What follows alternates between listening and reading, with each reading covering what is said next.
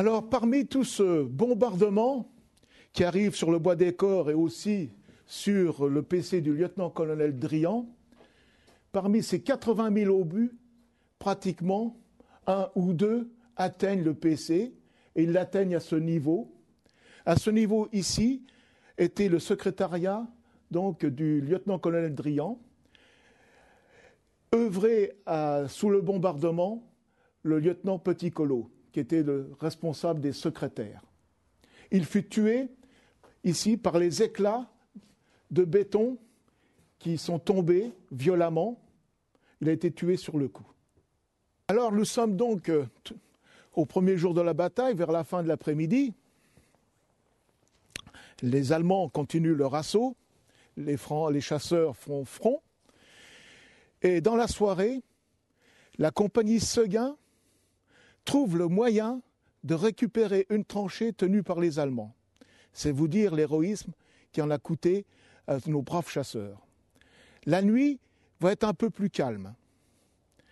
Les bombardements vont pratiquement cesser.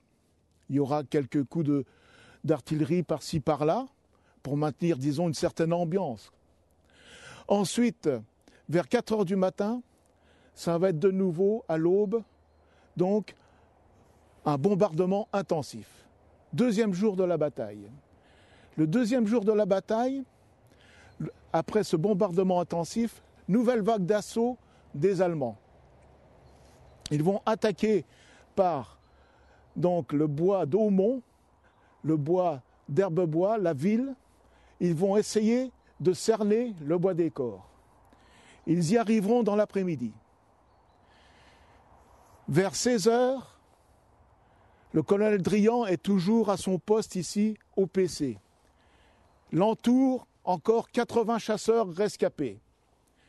Le lieutenant-colonel Drian fait le coup de feu. Il prend un fusil, il tire, il fait comme ses hommes. Il défend chèrement sa peau et défend chèrement le secteur. À la fin, il n'y a presque plus de munitions, sauf des grenades. Ils utilisent les dernières grenades contre les Allemands.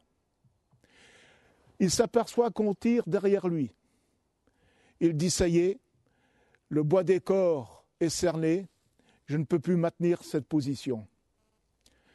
Avant de donner l'ordre de repli, il brûle tous ses documents, donne l'ordre de repli. C'est la compagnie Simon, encore assez valide, qui va assurer la sécurité du repli sur le village de Beaumont qui se trouve en gros à 3 km d'ici. Et c'est au cours de ce repli que le lieutenant-colonel Drian sera tué. Nous sommes à peu près environ 300 mètres du PC du colonel Drian. Au cours de son repli, il passe au poste de secours tenu par l'aumônier, l'abbé Martin Pré, qui fait office aussi d'infirmier. Et c'est là que les premiers blessés du bois des corps vont être transportés et être soignés par donc cet aumônier. Donc le père de Martin Pré, aumônier du 59e bataillon de chasseurs, c'est ici, à cet endroit, qu'il soignait les premiers blessés, qu'il donnait les premiers secours. Et il avait même installé à l'intérieur de son petit abri ici, une sorte de petite chapelle. Et des chasseurs venaient souvent le voir pour avoir un réconfort moral, un réconfort religieux, puisque, bien souvent, on se réfugie dans la religion. Donc le père de Martin Pré, non seulement soignait les blessés, mais aussi redonnait un certain moral, un certain espoir à ces chasseurs. Nous continuons donc le chemin de repli du lieutenant-colonel Drian et de ses hommes, du moins de ses rescapés, pour aller sur le village de Beaumont qui se situe maintenant en gros à 2 km d'ici. Ces hommes-là sautent de trou d'obus en trou d'obus. Ils progressent petit à petit. Les tirs de mitrailleuses les font coucher de temps en temps. Il y a toujours de l'artillerie. Et c'est pour ça ce qui explique que le repli est assez lent, en attendant, si vous voulez, que des fois les tirs d'artillerie se calment pour continuer la progression vers Beaumont. C'est en arrivant vers ce secteur que le lieutenant-colonel Drian, après avoir pansé un chasseur blessé dans un trou quelconque par ici, le chasseur Papin, où lui fait un pansement sur une grave blessure, et après lui avoir souhaité bonne chance, le lieutenant-colonel Drian donc continue sa progression, et c'est en continuant sa progression qu'il va être atteint à la tête par des balles de mitrailleuse, dont une se logera dans sa tempe. « Oh là là, mon Dieu !» seront ses derniers mots. Il s'affaissera face contre terre. Avec lui, les sergents Aquin et Coine, qui sont témoins de la scène, qui, eux, sont arrivés peu de temps avant dans un trou d'obus. Ils voient le lieutenant-colonel Drian étendu, pratiquement, pour eux, mort sur le sol. Ils rampent jusqu'à lui et ils s'aperçoivent qu'il n'y a plus rien à faire. Le lieutenant-colonel Drian est tué pratiquement sur le coup. Il est environ 16h30 en ce 22 février 1916. Peu de temps après, son chef de bataillon, son adjoint, le commandant Renouard, quelques instants après, sera également tué pratiquement à cet endroit. Les sergents Coine et Aquin n'iront guère plus loin. Les Allemands progressent tellement vite qu'ils sont à la rescousse et qui finalement les rattrapent vite fait et ils vont les faire prisonniers. Sur l'incertitude de la disparition du lieutenant-colonel Drian, il y aura beaucoup de paroles journalistiques à ce sujet. Ça va faire la une des journaux nationaux. N'oublions pas que le lieutenant-colonel Drian était député de Nancy, c'était un parlementaire. Le doute va planer assez longtemps, quelques semaines, jusqu'à ce que le sergent Coine puisse donner les informations à la Croix-Rouge pour dire qu'il a vu tomber le lieutenant-colonel Drian et qu'il a été tué sur le coup pratiquement. Alors après-guerre, pour symboliser le lieu où a été tué le lieutenant-colonel Drian, avec une souscription, les anciens chasseurs ont érigé une stèle en sa mémoire et en mémoire également des chasseurs qui sont tombés. On peut lire « Ils sont tombés silencieux sous le choc comme une muraille ». Le lieutenant-colonel Drian a été tué. Les Allemands l'ont inhumé le lendemain à cet endroit. Ils lui ont fait une sépulture, un entourage de bois avec une croix. Ce monument, bien sûr, a été rénové depuis, en sa mémoire, par le Souvenir français. Et à ses côtés, il y avait également la tombe provisoire du commandant Renouard. Donc ils étaient deux à cet endroit. Le lieutenant-colonel Drian et le commandant Renouard juste à côté. Pour l'instant, on ne sait pas où sont enterrés exactement ces deux braves soldats. Il faudra attendre le mois de mars 1916. En effet, le lieutenant Schroeter, un artilleur qui combattait vis-à-vis du lieutenant-colonel Drian, avertit sa maman, la baronne von Schroeter de Wiesbaden, que le lieutenant-colonel Drian, commandant les chasseurs au Bois des Corps, a été tué et que son corps a été inhumé avec honneur et respect dans un endroit du Bois des Corps. La baronne von Schroeter, avec un souci d'humanité, va donc écrire à Madame Drian par l'intermédiaire de la Suisse en lui délivrant ce que son fils lui a écrit. Et c'est ainsi que Madame Drian sera prévenue de l'endroit où est inhumé son mari, en compagnie donc du commandant Renouard, à l'endroit où il se trouve. Et bien sûr, elle attendra la fin de la guerre pour venir se rendre sur ces lieux. Alors elle ne va pas venir se rendre sur ces lieux immédiatement, elle attendra donc 1919. Ce sera exactement le 9 août 1919 qu'il va y avoir l'identification des deux corps. Madame Drian, en compagnie du général Renouard, père du commandant Renouard. Avec eux, un sous-officier, l'adjudant Torrenao, sous-officier identificateur, plusieurs témoins, dont le lieutenant Robin, qui a combattu ici même, au Bois des Corps, le général Valentin, commandant la place de Verdun, le curé de Ville-devant-Chaumont, un village qui se situe à 5 km d'ici environ, l'abbé Wepp. Il procède à l'identification des deux corps. Aucun souci. Ils étaient encore dans leur tenue. On reconnaît bien les 5 galons du lieutenant-colonel Drian, les 4 du commandant Renouard. Et à l'issue de l'identification, le général Renouard fera transférer son fils au cimetière du Faubourg Pavé, à Verdun, là où 7 soldats inconnus qui ont participé au choix du soldat inconnu qui repose maintenant sous l'Arc de Triomphe. Les 7 autres, ils étaient 8 au départ, les 7 autres ont été enterrés, inhumés au cimetière du Faubourg Pavé. Quant à la dépouille du lieutenant-colonel Drian, il est mis en bière et il repose à nouveau à cet endroit. Il sera exhumé une seconde fois. Il sera exhumé une seconde fois le 9 octobre 1922. Pourquoi ? Parce qu'entre-temps, je vous ai dit tout à l'heure que le lieutenant-colonel Drian était député de Nancy. Entre-temps, Maurice Barrès, son grand ami député de son État, va faire ouvrir une souscription nationale pour faire élever un monument à la gloire de Drian et à la gloire de ses chasseurs au Bois des Corps.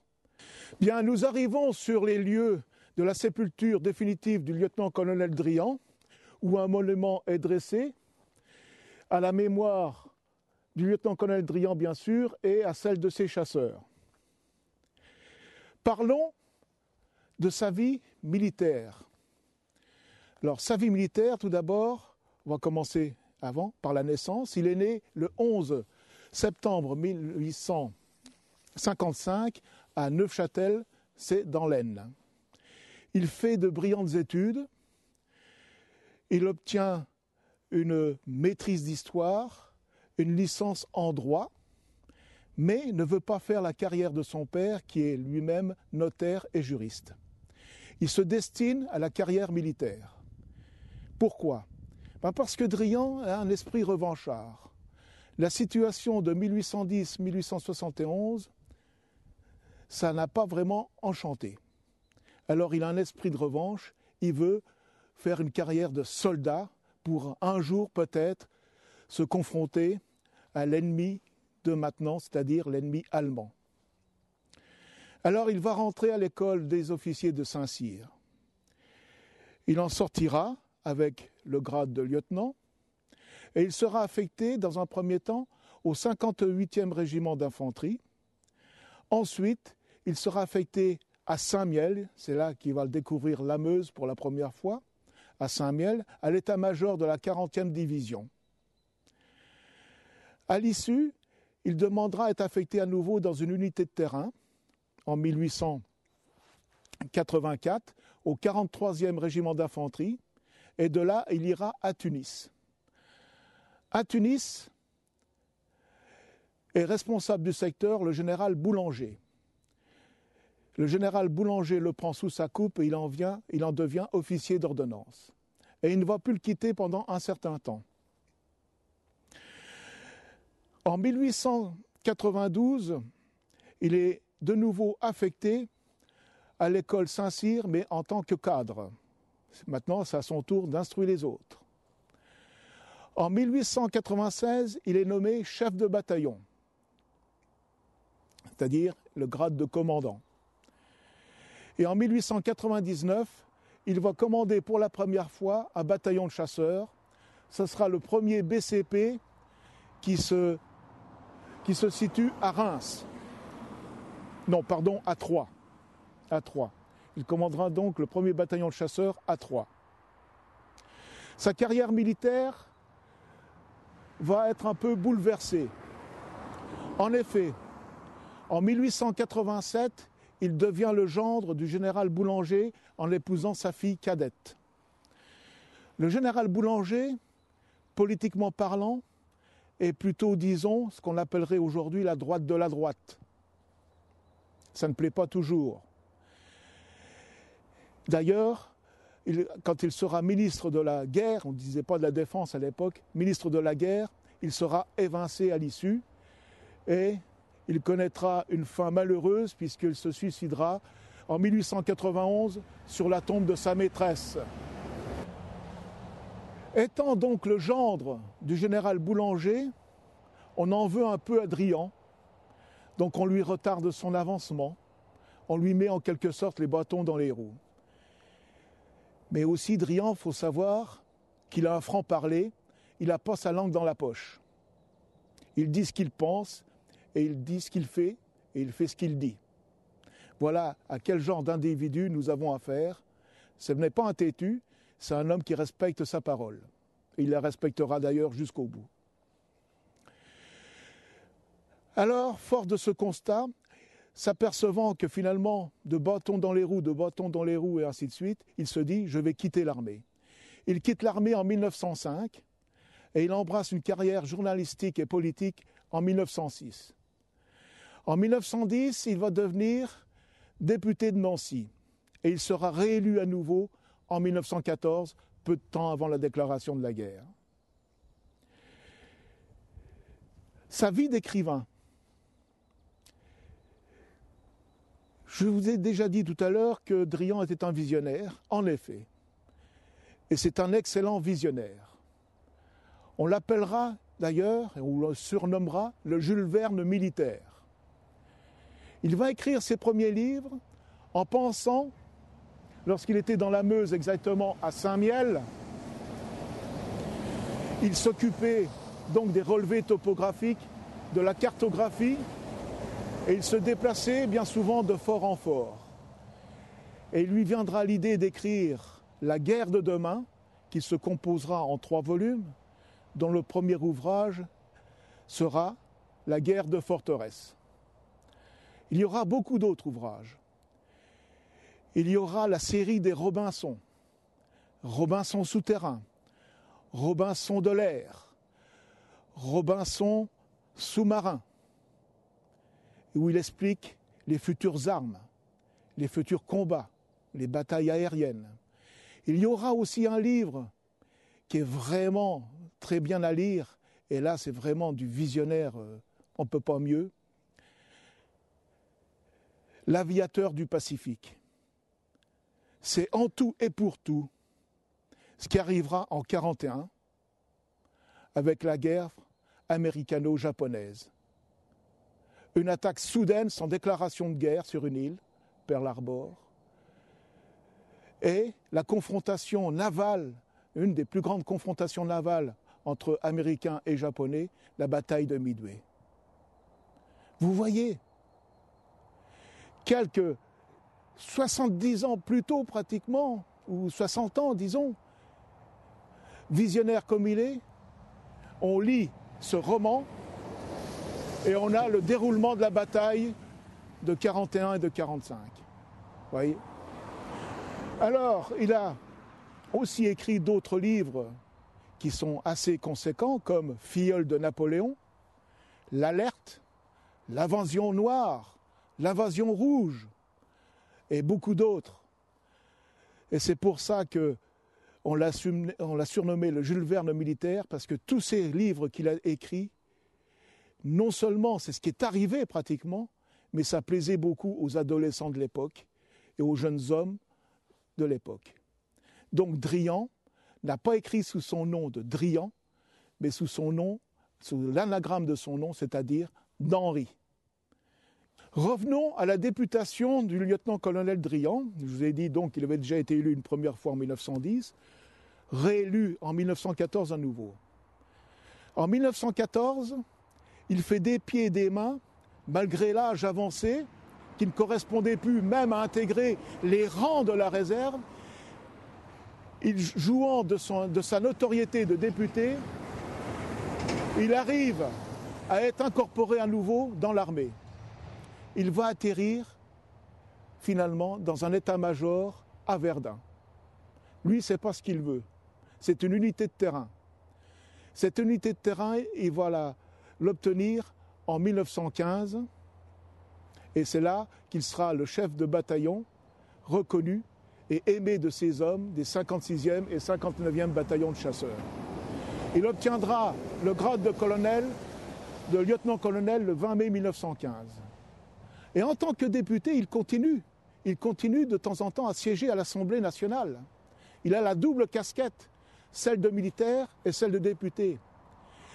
Et il va avoir le bonheur et l'avantage, je dirais même, de créer, d'être à l'origine de la création de la Croix de guerre 14-18 que tous soldats pratiquement revêtiront à l'issue de la Grande Guerre 14-18.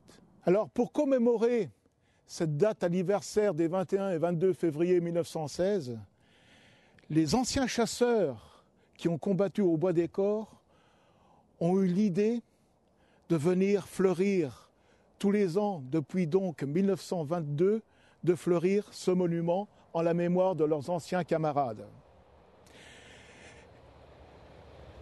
La Sidi Ibrahim de Verdun, créée en décembre 1934,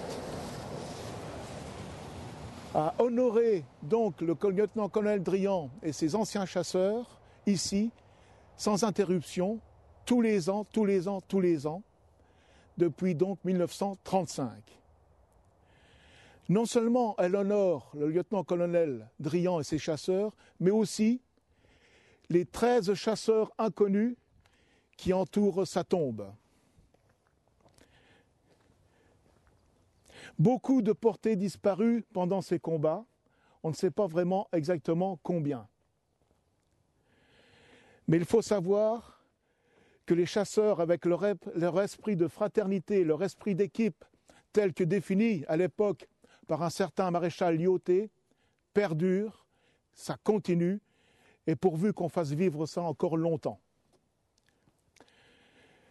Je terminerai mon propos sur le centenaire. Ici, sur ces lieux, le 21 février prochain, aura lieu une grande cérémonie d'ampleur nationale, avec une autorité gouvernementale à l'appui, des autorités régionales, des autorités locales et un grand nombre de publics, participation de la troupe, notamment celle des chasseurs, la fanfare du 27e BCA, le drapeau unique des chasseurs, symbole donc de solidarité entre tous les bataillons, viendront ici honorer, au bout d'un siècle, le lieutenant-colonel Drian et ses hommes, les braves chasseurs des 56e et 59e bataillons.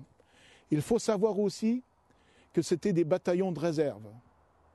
Ces gens-là avaient, dans la trentaine, étaient bien souvent pères de famille. Et j'honorerai aussi plus particulièrement la mémoire d'un simple chasseur, le chasseur Leroy. Le chasseur Leroy qui, lui seul, a tenu tête aux Allemands en défendant, jusqu'à l'épuisement de ses munitions, une tranchée.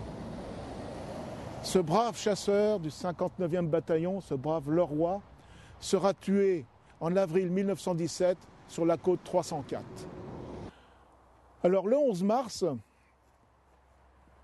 j'organise une randonnée sur un circuit de 11 km en gros, dans ce secteur du Bois des Corps, en la mémoire des chasseurs des 56e et 59e bataillons. Voilà. Départ 13h45 du parking, pratiquement face au monument principal de Drian. J'aimerais aussi vous parler, puisque je suis également modestement un peu écrivain, que j'ai sorti dernièrement un ouvrage, En marchant sur les traces des poilus. Cet ouvrage concerne le champ de bataille de Verdun, le champ de bataille des Éparges de la Calonne et du saillant de Saint-Miel. Étant moniteur de randonnée, ayant fait beaucoup de circuits mémoriels en la mémoire de tous ces combattants,